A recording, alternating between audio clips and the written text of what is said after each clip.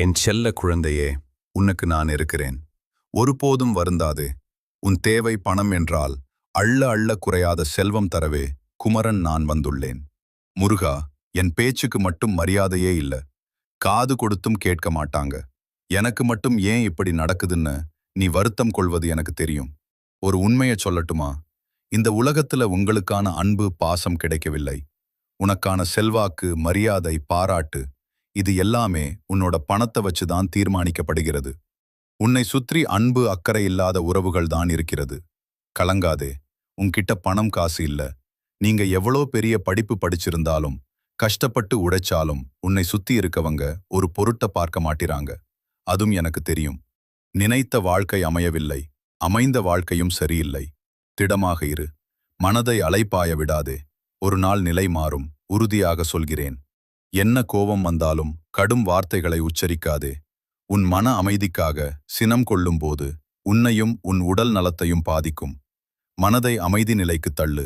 கோபம் வருத்தம் அடுத்து என்ன செய்வது என்று புரியவில்லை என்று நீ அழுக ஒரே காரணம் உன் கையில் பணம் இல்லை. உன் தேவைக்கே அடுத்தவரை நோக்கி வாழ வேண்டியுள்ளது. நானும் படித்திருக்கேன்.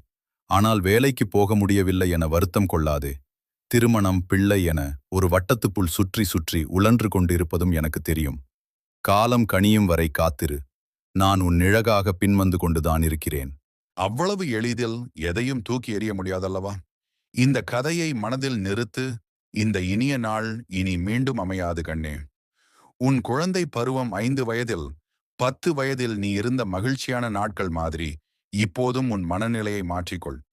வருந்திக் கொண்டே இருந்தால் எதுவும் மாறாது. உண்மைதானே? உன் பிரபஞ்சமாக என்னை பாரு.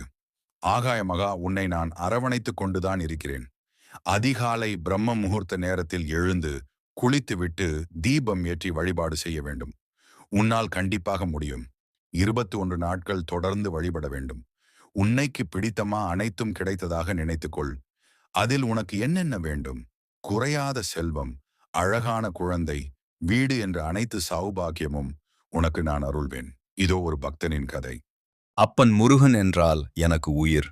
அறுபடை வீட்டையும் ஓடி ஓடி பார்த்த காலமும் ஒன்று. இன்று வயதாகிவிட்டது. ஒரு சந்நியாசியின் அறிவுரைப்படி ஐயன் முருகனை இந்த பிரபஞ்சமாக பார்க்க தொடங்கினேன். என் அனுபவத்தை கூறுகிறேன். 6 ஆண்டுகளுக்கு முன் பிரபஞ்சத்திற்கு 3 தகவல் அனுப்பினேன். அதிகாலை 4 மணி அளவில் எழுந்து குளித்துவிட்டு காய்ந்த பிரிஞ்சி இலை 3 எடுத்துக்கொண்டு அதில் என் நீண்ட நாள் கோரிக்கையான முதலாவது, கல்யாணமாகி 7 வருடங்களாக என் மகனுக்கு குழந்தை இல்லாமல் மருத்துவமனையே கதி என்று இருந்தார்கள். அவர்களுக்கு குழந்தை வரம் வேண்டும். 2வது, என் பேத்தி +2 நல்ல மதிப்பெண் எடுத்து பாஸ் ஆக வேண்டும் என்றும். 3வது, என் மருமகன் வீண் செலவுகளை செய்யாது ஒழுங்காக இருக்க வேண்டும் என்றும் பேனாவில் எழுதி தீக்குச்சியால் கொளுத்திவிட வேண்டும. அந்த புகை மேல் நோக்கி பிரபஞ்சத்தை வாசனையுடன் அடைந்து விட்டது. இதில் தடங்கள் ஏற்படக்கூடாமல் பார்த்து கொண்டேன். பிரபஞ்சத்திடம் ஒரு விதி உள்ளது.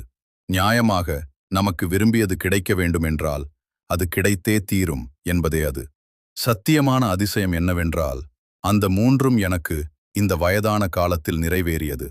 என் மகனுக்கு பெண் குழந்தை சுகப்பிரசவமாக பிறந்தது. என் பேத்தி 67% மார்க் பெற்று பாஸ். இப்போது கல்லூரியில் படிக்கிறாள். என் மருமகன் திருந்தி சென்னையில் ஒரு வீடு வாங்கும் அளவுக்கு முன்னேற்றம். இப்போது என் 73வது வயதில் சுகமாக வாழுகின்றேன். எல்லாம் எனக்கு வழிகாட்டிய ஒரு முனிவர் செயல். இறைவன் கருணை, பிரபஞ்சத்தின் மகிமை. அப்பன் முருகனை காண 7 மலை ஏற உடம்பில் திடமில்லை. யோதி வடிவமாக இருக்கும் முகருகனை தினம் தினம் பார்க்கிறேன். நன்றி. இது அப்பன் முருகனையே நம்பி வழிபட்ட ஒரு பக்தனின் உண்மை கதைதான். அப்பன் முருகனுக்கு இத்தனை கோடி பக்தர்கள் மீண்டும் மீண்டும் வருவதும் அவன் பாதங்களை சரணடைவதும் யாரும் கண்டிராத கேட்டிராத ஒன்றல்ல. உன்னை தூக்கிவிட அப்பன் முருகன் உண்டு. கலங்காதே. காக்க காக்க முருகன் காக்க. ஓம் சரவண பவ.